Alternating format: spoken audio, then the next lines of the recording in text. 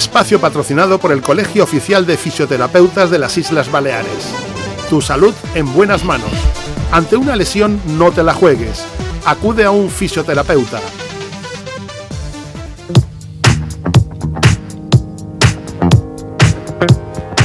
Bones tardes. Com sempre, a final de mes tenim aquest espai de fisioteràpia patrocinat pel Col·legi Oficial de Fisioterapeutes de les Illes Balears.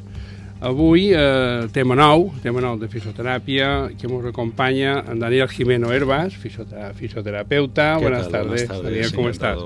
Y experto en rehabilitación neurológica. Luego nos explicarás un poco de qué va todo esto. Encantado de hacerlo. Porque aquí vamos aprendiendo mucho de vosotros. Y Daniel es experto, digamos, es un profesional que ha trabajado tanto en el Hospital de Sant Joan de Déu, en ELA Baleares, en ASPACE, en diferentes asociaciones, y luego a nivel internacional, Hildebrand y Sereno en Suiza, fundadora de administración de un centro de fisioterapia. Correcto. Y bueno, para que vamos a decir un currículum que vamos, más extenso. Son muchos años, las canas ya pesan. Muchos años trabajando.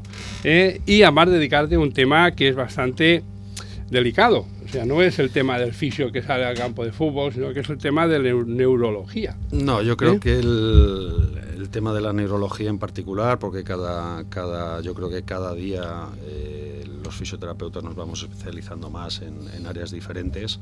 Lo que sí que es cierto es que la neurología ha sido un poco la última en llegar, debido también a que los avances tecnológicos para su aplicación a la hora de la rehabilitación pues se deben a conocimientos que por desgracia pues han llegado un poco tarde, ¿no? Y Daniel, ¿qué trata la neurología? ¿A qué enfermos se dedica? La neurología es la ciencia que estudia el sistema nervioso central y periférico. Estamos hablando de cualquier tipo de patología que pueda ser susceptible de llegar al sistema nervioso central.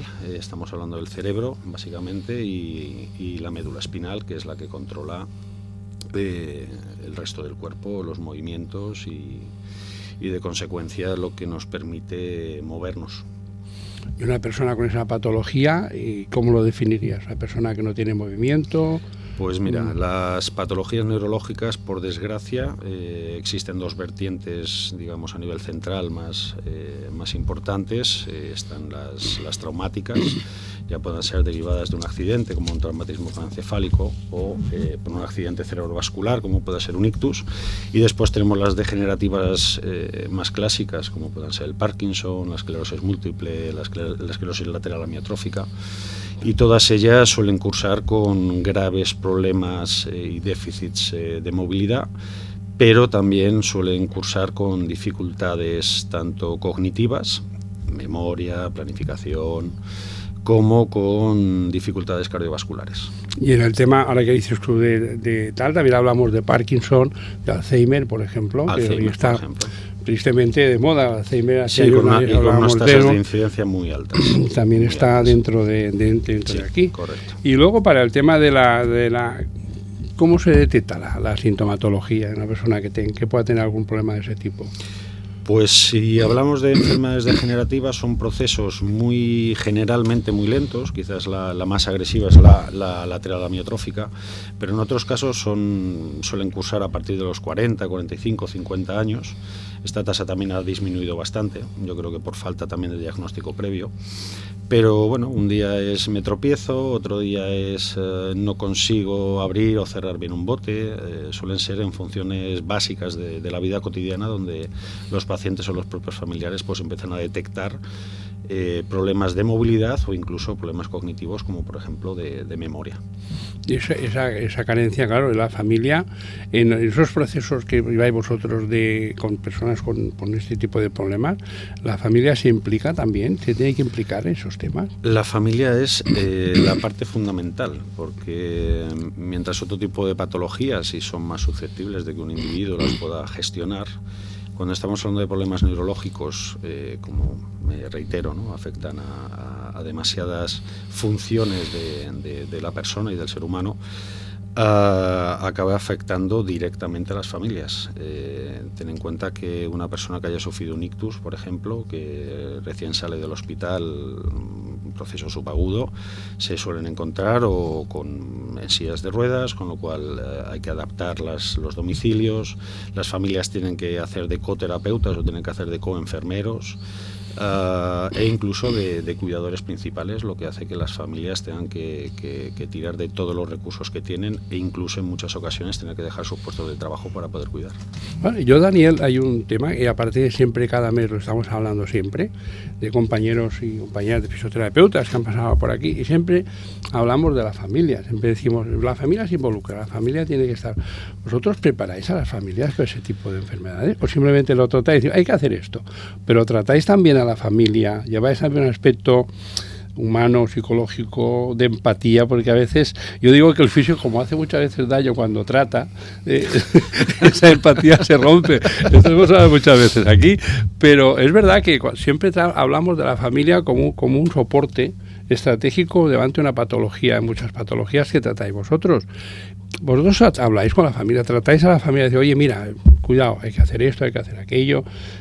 Para mí una de las bases fundamentales cuando decidí involucrarme en el proyecto de Neuromallorca era aglutinar todos los errores, entre comillas, que yo mismo había hecho en los 20 años de carrera y que había visto también en centros donde el familiar se quedaba fuera de la sala. Entonces, me parece fundamental que, entre otras cosas, y esto también es un dato que puede ser discutible o no discutible, pero considero que la intensidad con la que trabajamos, sobre todo con patologías neurológicas, a través de los mecanismos que el Estado pone a disposición de los pacientes y de los familiares, son extremadamente limitados. Esto hace que hoy involucramos a las propias familias, generando los conocimientos que nosotros mismos hemos adquirido durante la experiencia, incluso durante la carrera, o se queda muy corto el tratamiento, con lo cual lo primero que intentamos es entender la situación social tanto del paciente como de toda la familia, saber quiénes son las personas que están más allegadas, que pueden ejercer de esas funciones de ecoterapia en los domicilios, incluso durante las propias terapias, e intentamos dotarlas de los mecanismos, de las herramientas suficientes para que puedan sentirse más cómodos a la hora de poder actuar con los pacientes, porque vienen con muchísimas dudas, pero también que se impliquen de forma directa, algo que hace que esa relación entre paciente y familiar, que en muchas ocasiones pues no es ideal, facilite que esa relación sea mucho más óptima y más efectiva. Esto es importante, o sea, forman parte de un equipo. Y muchas veces cuando hay una persona enferma y tal, y en un proceso que sea largo, un proceso así, o en el ELA, que un compañero tuyo habla del tema, las familias, pues claro, quieras o no, forman parte, viven cada día ese problema. Viven el problema. Viven siempre. Y si o sea, viven el problema, no es que lo vivan, es que lo tienen ahí, o sea, lo tienen que vivir cada día y también necesitan esa ayuda que siempre vosotros dais. Esto es una cosa importante. Hay que entender también que se generan muchos cambios de roles. Claro. Muchas familias nos hemos encontrado que el marido era el que salía a trabajar por esta sociedad un poco en la que vivimos, claro, y de repente la mujer a los 70 años pues se encuentra con la necesidad de tener que cuidarlo sin saber cómo gestionarlo, y a partir de ese punto es donde entendemos que incluso el acompañamiento psicológico y neuropsicológico en estos casos es fundamental para que las familias puedan aportar su granito de arena de la forma más efectiva. Bueno, y dentro de todo esto de trabajo, del trabajo manual, porque el fisio siempre se identifica con una mano, Sí. con las manos, y siempre esperas que te ponga la mano encima para hacerte algo. Correcto. Hoy en día ya estamos siempre con la mecánica, hoy en día la electropunción y tal. ¿Cuál es hay un dispositivo en neurología que el cual tú me lo comentaste, es Risen, me parece, o Risen, que realmente ha entrado en ese mundo de la rehabilitación de neurología. ¿Qué es esto? ¿Qué es este dispositivo? ¿Nos podemos fiar tanto de la máquina? Vamos a ver, dentro de la neurorehabilitación, que es el aspecto fundamental que nosotros trabajamos en Neuromallorca, Y gracias a la experiencia que hemos tenido en otros países donde sí que existen muchos recursos económicos, en los últimos 20, 30 años, gracias a los estudios que se han estado haciendo en institutos tan importantes como el Instituto Courtois de Lausanne, se han ido desarrollando diferentes dispositivos tecnológicos, robóticos, que ayudan al terapeuta y al paciente a optimizar los recursos de las terapias. También hablamos del tiempo, ¿no? La importancia que tiene el tiempo, con lo cual el exprimir al máximo una hora de tratamiento es fundamental. En este caso el Ryzen es un dispositivo robótico tecnológico que tiene tres ordenadores y 5 motores. Es un dispositivo de descarga del paciente de peso, pero que la gran novedad es la capacidad que tiene de asistir tanto en fuerzas verticales como en fuerzas laterales. Esto lo que supone es que podemos trabajar con un paciente de forma individual, cuando en ocasiones hemos necesitado hasta 3 terapeutas, pues con este dispositivo conseguimos trabajar tanto las puestas en pie, sentarse, subir y bajar escaleras, caminar, hacer slalom, equilibrio, cualquier tipo de terapia que se nos pueda ocurrir, la podemos realizar solamente con este dispositivo. La importancia de este dispositivo, que es el culmen de 30 años de estudio sobre la marcha humana y su aplicación clínica, y lo más importante es que es un dispositivo muy novedoso y muy caro.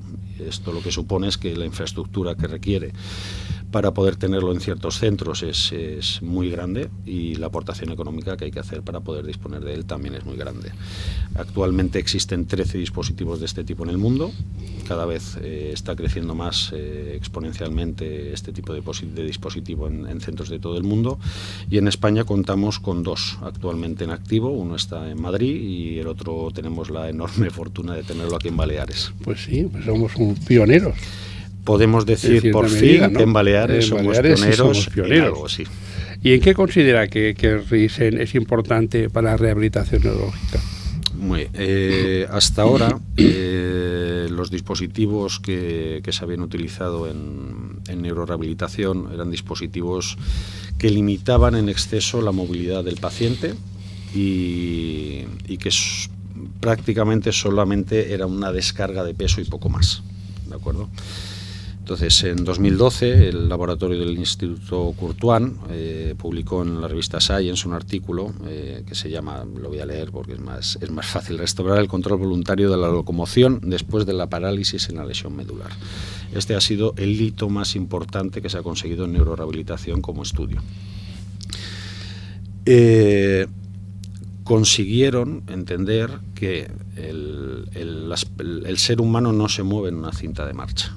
Por mucho que las hayamos utilizado hasta ahora, no dejan de ser una herramienta más, pero el hombre se mueve en suelo.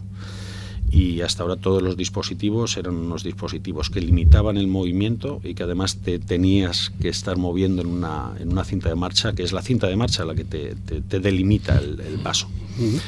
Y además limitaba los movimientos laterales, los movimientos anteroposteriores, etc. El Ryzen es un dispositivo muy cómodo para el paciente, porque tiene un arnés muy bien desarrollado, con lo cual no limita absolutamente nada el movimiento del propio paciente, el movimiento voluntario, y tiene la enorme capacidad de asistir todos los movimientos que el paciente quiere hacer, dándole ese puntito o tapando ese hueco que falta en la locomoción de las personas. ¿Y en qué se diferencia Ryzen de otros sistemas?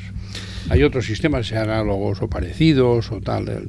¿La novedad de Ryzen? Sí, quizás me reitero un poco en la gran diferencia de que el Ryzen, un poco para que la gente lo pueda entender, es un sistema muy parecido al de las cámaras de los partidos de fútbol que van por encima de los jugadores, que hasta ahora, bueno, las cámaras no tenían una, dos, tres direcciones de movimiento. Ahora mismo esas cámaras tienen movimientos completamente libres.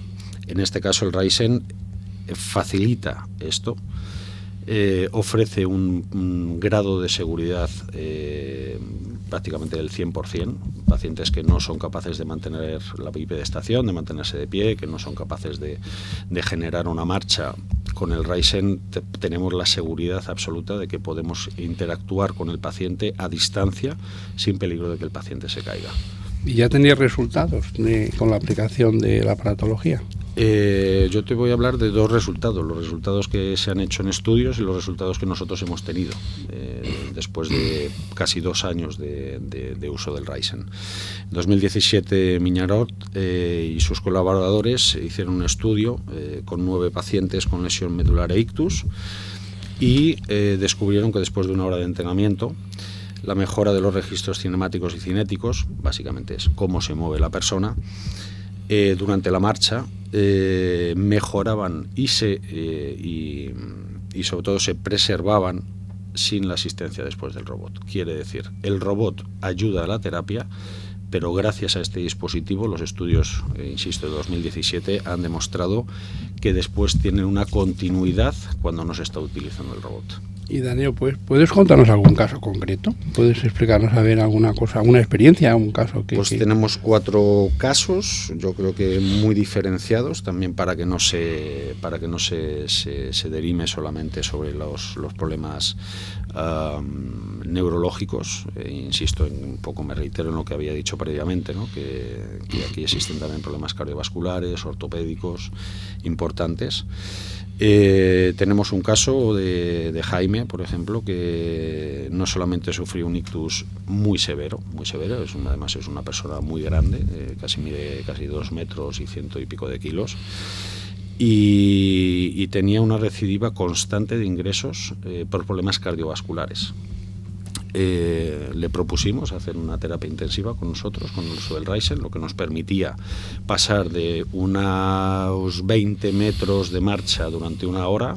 Ahora con el Ryzen estamos llegando hasta los 700-800 metros. Esto supone que esos 20.000 pasos famosos o 10.000 pasos famosos que tiene que dar una persona que no tiene esa movilidad, acaba teniendo esos efectos secundarios negativos como son los cardiovasculares, y con Jaime hemos conseguido llegar a 800 metros en 1 hora. Esto multiplícalo por 5 días que pueda estar viniendo a la semana. Estamos dotando a una persona que no tiene capacidad de movimiento de hacer esa vida sana que a priori podría hacer cualquier persona que no tuviera una lesión de este tipo. Otro de los casos más significativos es un paciente que hace 4 años sufrió un Guillain-Barré, que es otra de las patologías neurológicas más graves que existen. Lo dejó tetrapléjico, sin capacidad de poder ni respirar, y pasados 4 años, gracias un poco a estas terapias intensivas que estamos promoviendo y el uso de la robótica, ha empezado a dar sus primeros pasos sin necesidad ni del Ryzen ni de mayor asistencia que un caminador. Cuando era una persona que iba a estar encamada el resto de su vida. Y ya por último, el último caso, yo creo que más significativo, una paciente que pese a que venía con una parálisis cerebral, como patología de base, empezó a sufrir problemas ortopédicos debido a su problema neurológico. Empezó a tener un dolor terrible en la rodilla y el traumatólogo, su única obsesión era que pudiera hacer ejercicio para rehabilitar esa rodilla. Era una persona que tenía miedo a caminar porque se caía constantemente por este dolor. Gracias al Ryzen hemos conseguido, y a esa descarga de peso, hemos conseguido, junto con el traumatólogo y el neurólogo, desarrollar un protocolo de tratamiento que le ha permitido volver a desarrollar una vida completamente normal, porque además era una chavala que era completamente independiente hasta el momento de ese dolor. Y creo que son 3 casos bastante significativos. Te podría hablar de otros 50 o 60 casos más. Y Daniel, un fisioterapeuta de tu experiencia, con tantos años ya trabajando, que imagino que empezaste con la terapia manual como todo el mundo, que ves que el fisio... Bueno, donde está la fisioterapia siempre la entendemos con la mano, con tal... ¿Qué es para un profesional, por ejemplo, que lleva trabajando con un sistema tradicional de fisioterapia y tal, encontrarse de pronto con una tecnología a punta, tener que trabajar detrás de una máquina? Para mí en cierta medida yo creo que compartís experiencia entre la persona y la robótica en ese aspecto, ¿no? Sí, en muchos casos. ¿Cómo se trabaja así? ¿Cómo te adaptas tú a esto? Cuando yo empecé en Suiza en 2001 a trabajar, en aquel entonces la robótica no estaba desarrollada, se estaba desarrollando todavía en estudios, Y los pacientes eran los mismos, con los mismos problemas, las mismas patologías. Tuve la enorme suerte de allí en Suiza de contar con grandísimos profesionales que llevan más de 30 años ya trabajando en neurorehabilitación y estas terapias intensivas. Recuerdo un caso de una paciente prácticamente en coma, la cual teníamos que trabajar con ella 8 horas al día. Y una de las funciones que queríamos trabajar con ella era que subir unas escaleras. Entonces la bajaban a la planta baja, donde teníamos el gimnasio, y ella tenía su habitación en la segunda planta. Para que te hagas una idea, hacerla subir las escaleras nos costaba 2 horas o 2 horas y media, un piso, y teníamos que intervenir 3 fisioterapeutas y 2 enfermeros al mismo tiempo. Esto tiene una razón de ser, que una paciente en esta situación... Y todos a una coordinándose al mismo tiempo. Exactamente. ¿Vale? Porque además te puedes llevar tubos por aquí, tubos para allá. Bueno, poco a poco he ido entrando en clínicas donde se ha ido apostando por el uso de esa robótica, una vez que ya se han comercializado este tipo de dispositivos. Y junto a una terapia intensiva hemos visto la optimización de ese tiempo. Entonces, al fin y al cabo, la neurorehabilitación son repeticiones y repeticiones y repeticiones y repeticiones. Este es el desarrollo humano, es a base de repeticiones. El niño aprende a correr después de haberse caído 100 veces. Sí. El niño aprende a ponerse de pie después de haberse caído 100 veces. Y esa reeducación que nosotros tenemos que trabajar con los pacientes, cuando en una hora solamente dispones de 20 repeticiones de un mismo movimiento, la capacidad que tenemos de entrar en esos cerebros y de cambiar sus mapas, evidentemente está limitada. La robótica, actualmente lo que nos ha permitido, son 3 factores fundamentales. Uno, la repetición. Podemos multiplicar hasta por 300 el número de repeticiones que podemos hacer con un paciente. Segundo, la motivación del paciente. Es decir, un uso de una tecnología, para nosotros cuando llegó el Ryzen a Neuro Mallorca era como un juguetito y teníamos tantas ganas como los pacientes de probarlo. Entonces ya ahí hay una motivación enorme de qué es lo que este dispositivo me va a poder ofrecer como terapeuta y como paciente. Y por último, aunque suene un poco contradictorio, pese a los enormes costes que tienen estos dispositivos, al final son recursos económicos. Se ha demostrado que gracias a la combinación de la terapia intensiva con la robótica, las secuelas que dejan todo este tipo de patologías disminuyen hasta un 300%. Esto supone que una persona que recibe una terapia clásica, convencional, por desgracia los déficits con los que acaba este tipo de rehabilitaciones, que suelen durar 1 año o 2 años, cosa que también desmotiva tanto a la familia como al afectado, son recursos económicos públicos, son recursos económicos privados. Y como te he explicado antes, de un cuidador, de una silla de ruedas, de una medicación, de sufrir artroitos, porque hay una cantidad de recibidas enormes. Bueno, pues si conseguimos, gracias a esta intensidad y gracias a esta robótica, que una persona que a priori con terapia convencional pueda seguir en silla de ruedas toda su vida, conseguimos que vuelva a caminar y que vuelva a ser independiente al menos 8 horas, esto es una cantidad enorme de recursos económicos. Y de tiempo. Y de tiempo, que al fin y al cabo es cuánto tiempo una persona va a estar motivada para rehabilitarse, claro. Cuánto tiempo una persona es capaz de aguantar hacer 20 transferencias al día, porque al final el tiempo corre en contra de todos, y los cuidadores, como te he explicado antes, son familiares de entre 50 y 60 años, con sus espaldas también bastante deficitarias, y evidentemente creo que es la línea por la cual tenemos que apostar todos. Nosotros hemos decidido apostar desde la parte privada porque nos ha parecido que era la única manera de llegar cuanto antes a estos recursos y poder ofrecerlos a la población en general, pero creo que este es el futuro y actualmente hemos pasado de tener 3 clínicas, digamos, pioneras de neurorehabilitación en España, ahora mismo hay más de 20. Entonces, poco a poco en España nos estamos poniendo también las pilas. En Suiza, yo hace 15 años, por ejemplo, ya disponíamos de toda esta robótica y ya sabíamos la importancia que tenía de aplicar la robótica dentro de los tratamientos. Has dicho antes que en Baleares tenemos el aparato. Correcto. Somos unos pioneros, para decirlo así, en Baleares. Bueno, ya, somos los que hemos iniciado, digamos, correcto. El principio. ¿Y qué supone para Baleares ese principio, esa iniciación, ese tratamiento? Pues voy a tirar de cronología. Vale. Hasta hace aproximadamente unos 20 años, todo paciente neurológico, sobre todo si tenían graves afectaciones, tenía que desplazarse a Barcelona, a la Guttmann, sino a parapléjicos de Toledo. Es decir, no teníamos recursos en Baleares para este tipo de patologías tan graves. Poco a poco ha habido instituciones públicas que se han puesto las pilas y han empezado a trabajar mejor para poder ofrecer mejores servicios. Esto evidentemente hace que las 12.000 personas que actualmente hay en Baleares, afectadas solo de ictus, hablo solamente de ictus, podemos estar hablando probablemente en torno a las 60-70.000 personas afectadas por cuestiones neurológicas, y que además se producen 200 ictus cada 100.000 habitantes. Multiplica el número de habitantes que tenemos en Baleares. Tenemos una tasa de incidencia de las más altas que hay en España. Creo que es la segunda. Hace unos días estuvimos en las jornadas de cardiología e ictus en Son Espases, y estuvimos verificando junto a Carmen Jiménez y al coordinador de estrategia cardiovascular de Baleares. Estuvimos contrastando datos y la incidencia es altísima en Baleares. Entonces, el hecho de que esta tecnología pueda llegar a Baleares es, primero, importantísimo por la incidencia que tenemos, y segundo, por la situación geográfica en la que estamos.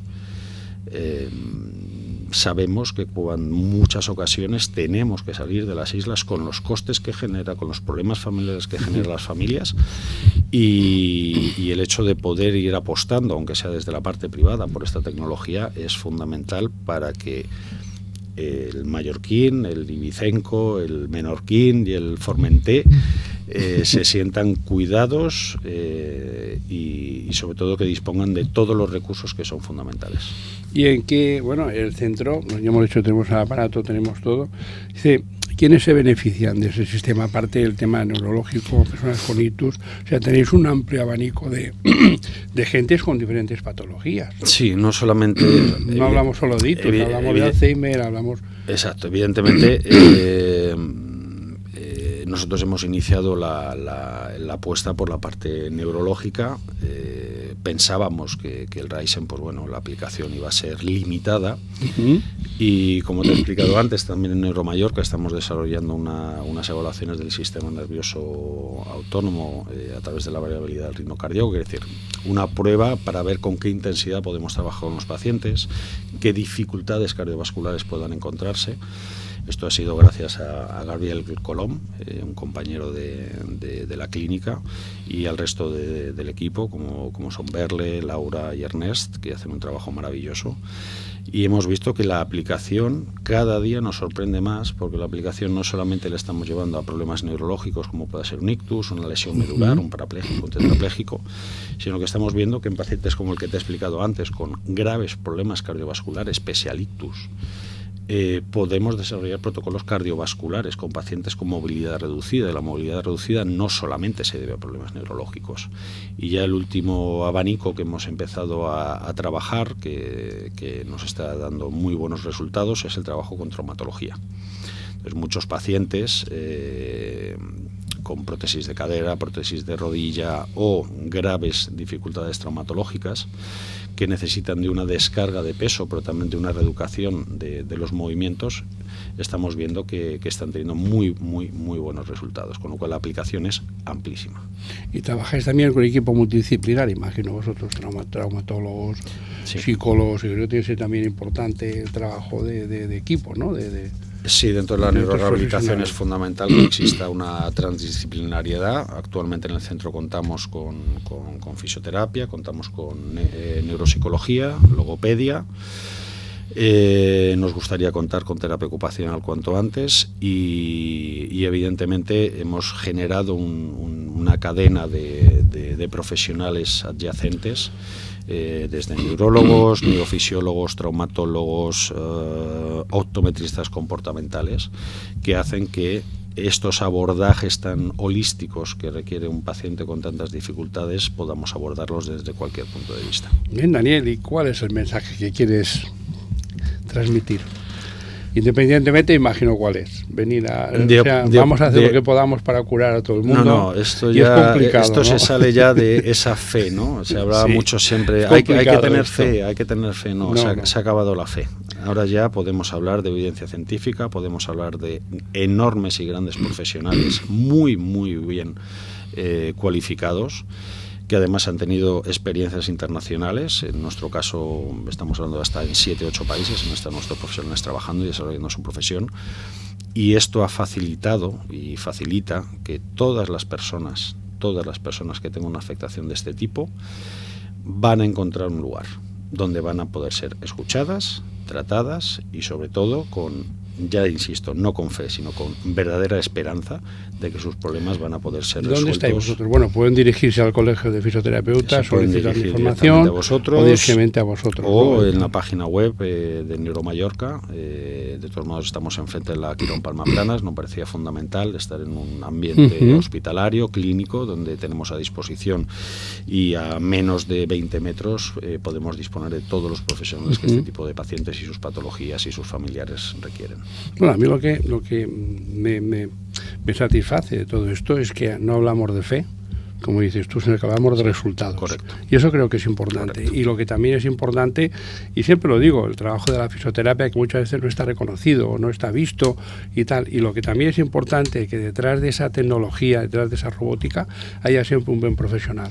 Creo que esto nos da también mucha seguridad. Correcto. De tener una persona que pueda entender el problema, que pueda entender a la familia y sobre todo que sepa hacer un trabajo mucho mejor que la robótica. Correcto. Creo que es lo más importante. Exactamente. Muy bien, grandes gracias. Profesionales apoyados por buena robótica. Por buena robótica. Eso creo que es lo más importante, y tener buenos resultados. Correcto. Que hasta ahora siempre los hemos tenido con vosotros. Es. Muchas gracias, Daniel. Muchísimas gracias a vosotros. Un placer. Y ya otro día nos dices cosas, porque eso imagino que es una experiencia que va a seguir, y luego ya de esos resultados tenemos que hablar más adelante. Nosotros hemos empezado este proyecto con muchísima ilusión, y desde luego no vamos a parar en el intento de que en Baleares se disponga de los mejores recursos en neurorehabilitación, por supuesto. Pues muy bien, Daniel, muchas gracias. Muchísimas gracias. Agradecido. Y creo que agradecidos también todas las personas con esa patología, y sobre todo las familias que desgraciadamente padecen esto, tener un buen equipo, tener profesionales